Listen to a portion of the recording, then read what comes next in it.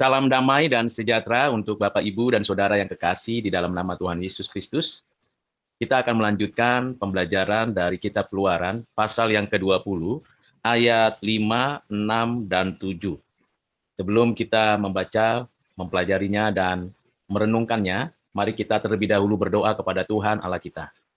Bapa di surga, terima kasih untuk kesempatan kami membaca, mendengarkan, dan mempelajari firman-Mu, agar kami dapat merenungkannya, menyimpan di hati kami, melakukan kehendak-Mu, dan menjadi pelaku firman. Terima kasih Bapa, dalam nama-Mu Tuhan Yesus kami berdoa. Amin. Mari kita membuka Alkitab kita, Kitab Keluaran, pasal yang ke-20, ayat 5, 6, dan 7. Demikianlah firman Tuhan. Jangan sujud menyembah kepadanya atau beribadah kepadanya, sebab aku Tuhan Allahmu adalah Allah yang cemburu, yang membalaskan kesalahan bapa kepada anak-anaknya, kepada keturunan yang ketiga dan keempat dari orang-orang yang membenci aku. Tetapi aku menunjukkan kasih setia kepada beribu-ribu orang yang mereka yang mengasihi aku dan yang berpegang pada perintah-perintahku. Jangan menyebut nama Tuhan Allahmu dengan sembarangan, sebab Tuhan akan memandang bersalah orang yang menyebut namanya dengan sembarangan. Demikian pembacaan firman Tuhan. Yang berbahagia ialah kita yang mendengarkan, menyimpannya dalam hati, dan menjadi pelaku firman. Bapak, Ibu, dan Saudara yang kasih dalam Kristus, Tuhan melarang kita membuat patung untuk disembah. Kalau patung itu untuk seni atau menunjukkan kreativitas manusia, silakan dibuat, asalkan memang bukan untuk disembah. Pada zaman dahulu, pada waktu di mana kehidupan kepercayaan kepada Tuhan Allah belum benar-benar dinyatakan oleh banyak manusia, pembuatan patung dalam berbagai bentuk biasanya dan umumnya untuk sarana penyembahan atau objek penyembahan. Bahkan sampai saat ini, ada saja orang-orang yang membuat patung sebagai media penyembahan kepada Tuhan Allah. Biasanya mereka tidak langsung untuk beribadah kepada Tuhan. Walaupun ada pengakuan atau suatu pernyataan bahwa Tuhan yang disembah itu transenden, tidak ada di dalam patung atau buatan tangan manusia dalam berbagai bentuk, tetap saja mereka tidak bisa mengabaikan atau meniadakan patung dalam berbagai bentuk itu. Tuhan menyatakan ini kepada orang Israel melalui Musa, supaya tidak ada patung untuk disembah. Karena penyembahan yang sesungguhnya adalah di dalam roh dan kebenaran. Kita bersyukur kepada Tuhan Allah, kita mengenal Tuhan Allah yang menyatakan dirinya kepada kita. Inkarnasi menjadi manusia.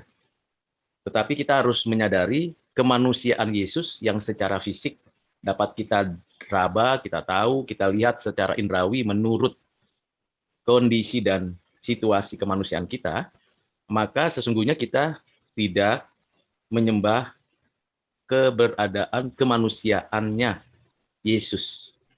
Artinya, secara fisik, secara manusia, kita tidak menyembah hal tersebut.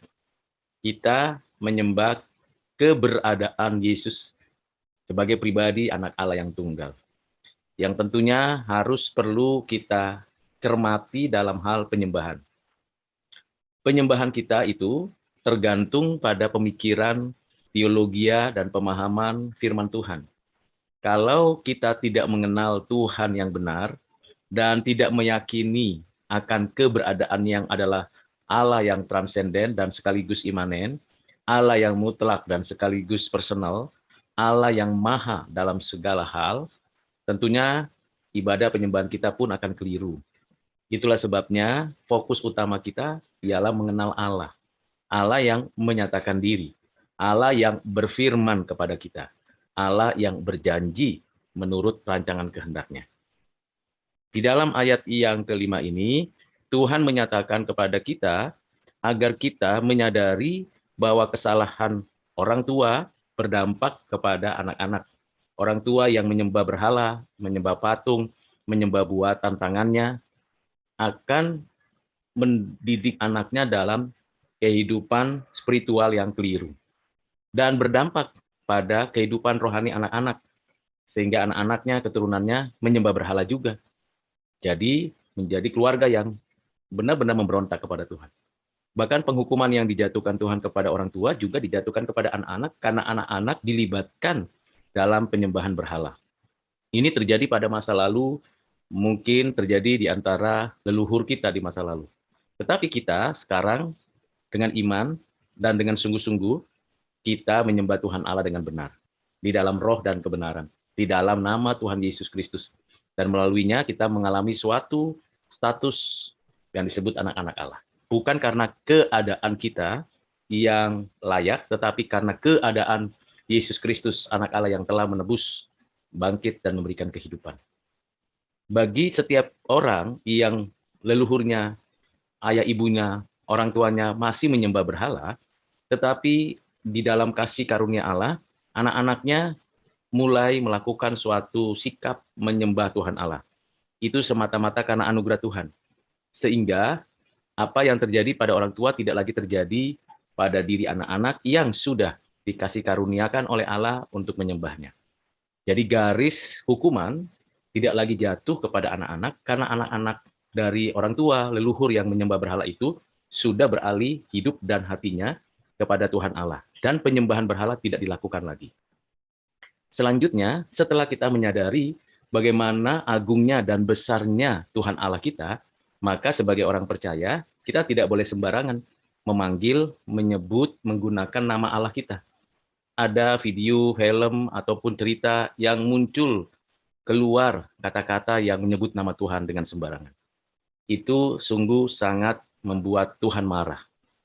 Hati-hati dengan mulut kita untuk menggunakan kata-kata dan nama-nama Tuhan kita di dalam segala hal. Seringkali kita mendengar ada orang yang bersumpah, bahkan berjanji di dalam nama Allah ketika ia menjabat sebagai pejabat di sebuah departemen, kementerian, dan sebagainya. Tetapi perlakuannya, perbuatannya sungguh jauh dari Tuhan Allah. Dan ini sungguh miris dalam kehidupan kita. Kita tidak boleh mengikuti model tradisi seperti itu. Kalau kita sudah bersumpah, berjanji, menyatakan pengakuan di dalam nama Tuhan Allah kita, berarti kita bertanggung jawab. Karena kalau kita sembarangan, sesuka hati, tidak hormat, Tuhan sudah menyatakan kita berada dalam kesalahan yang fatal. Sekalipun kita belum bertindak jahat terhadap sesama atau merugikan sesama, tetapi sikap hati kita ketika menyebut nama Tuhan Allah, tindakan kita ketika memakai nama Tuhan Allah itu bertindak arogan, kita berteriak pakai nama Tuhan Allah, tapi menganiaya sesama manusia, tapi kita merendahkan, meremehkan orang lain, bahkan melecehkan dan melakukan tindakan kriminal, maka orang-orang seperti itu pada dirinya sebelum bertindak secara kriminal atau sesudah melakukan itu secara kriminal dan kejahatan, orang itu dinyatakan bersalah dan pastilah dihukum Tuhan. Tuhan tidak segera menghukum orang-orang yang jahat itu atau kita yang melakukan tindakan penyalahgunaan nama Allah. Ada dua kemungkinan. Yang pertama, karena kita orang percaya, maka diberi kesempatan untuk mengaku salah dan bertobat, sehingga tidak mendapat hukuman kekal nantinya di api neraka. Yang kedua, kemungkinannya orang tersebut memang tidak lagi diberi kesempatan untuk diampuni, dan untuk selamanya akan menantikan hukuman kekal. Bapak, Ibu, dan Saudara yang kasih dalam Kristus, dengan perintah Tuhan ini, mari kita jaga hati dan mulut kita untuk berkata-kata yang hormat, sopan, anggun kepada Tuhan Allah. Jangan pula ketika kita berdoa, menggunakan nama-nama Tuhan kita sebagai kata sambung atau kata penghubung. Sehingga dalam doa kita begitu banyak nama Tuhan disebutkan, tetapi kita tidak penuh hormat. Marilah kita belajar untuk melihat, membaca doa-doa yang disampaikan kepada Tuhan, yang ditulis dari Alkitab. Supaya kita bisa mencontoh bagaimana kita menghormati, menghargai Tuhan dengan panggilan namanya. Bapak, Ibu, dan Saudara, kita tahu salah satu alasan mengapa orang Israel ketika menyalin ulang kitab-kitab yang ditulis Musa, kitab-kitab sejarah, kitab nabi-nabi, atau kitab puisi, ketika menemukan, mendapati nama Tuhan Allah, mereka harus berdiri, mencuci tangan, membersihkan diri, dan menulis nama Tuhan Allah dengan tinta emas, dengan rasa hormat. Itu sebabnya ketika mereka sudah dibuang dari Israel ke Babel, dan mereka kembali, mereka punya komitmen tidak mau lagi membuat nama Tuhan Allah itu jadi najis atau disandingkan dengan nama-nama dewa atau dewi atau ilah-ilah asing.